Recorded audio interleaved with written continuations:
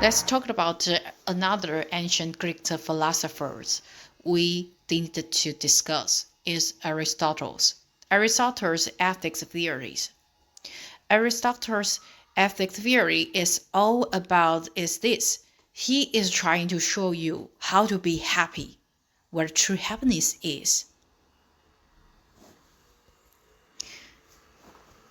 But to get there, we need to first make a very important distinctions.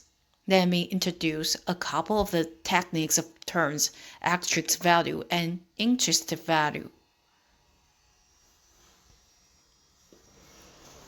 Something we aim for and value, not for themselves, but for what they bring about in addition to themselves.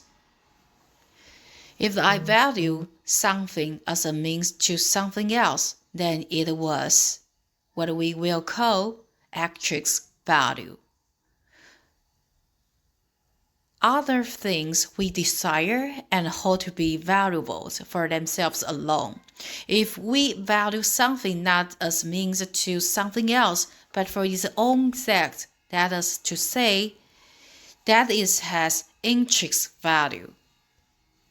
Exercise. There may be some people who value exercise for itself, but I don't.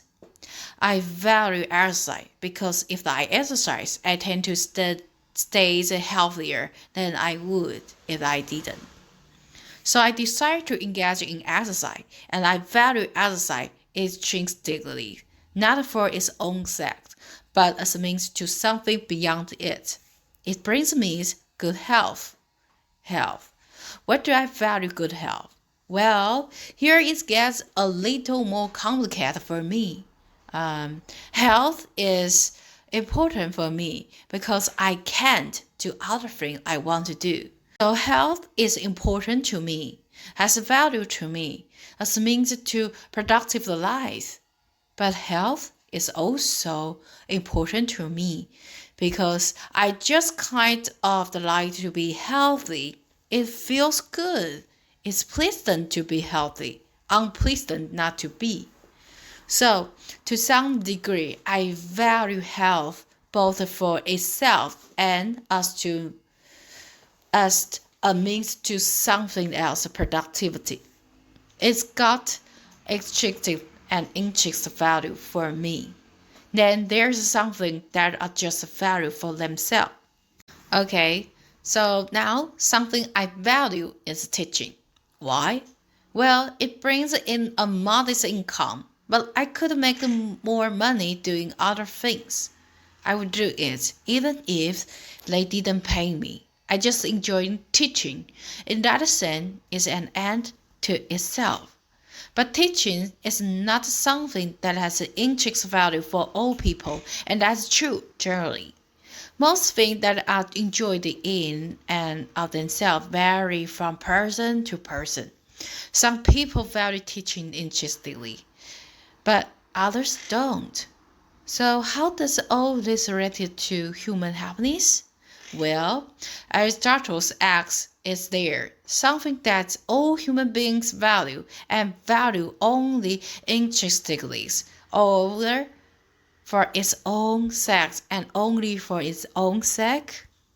If you could find such a thing, that would be the universe's final good, or truly the ultimate purpose or goal for all human beings. Aristotle thought the answer was yes. What is it? Happiness. Everyone will agree, he argues, that happiness is ultimate and to be valued for itself and really only for itself.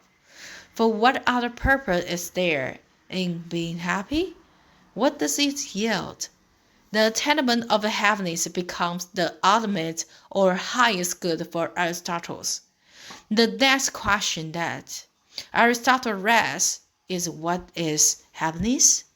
We all want it. We all desire it. We all seek it. It's the goal we have in life. But what is it? How do we find it? Here he notes, with some frustrations, people disagree. But he does give us a couple of criteria or feature to keep in mind as we look for what true human happiness is. True human happiness should be, as he put it, complete. Complete in that is all we require. Well, true human happiness, if you had that, what else do you need? Nothing. Second, true happiness should be something that I can obtain on my own. I shouldn't have to rely on other people for it.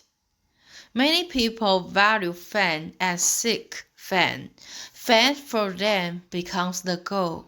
But according to Aristotle, this won't work either, because fame depends altogether too much on other people.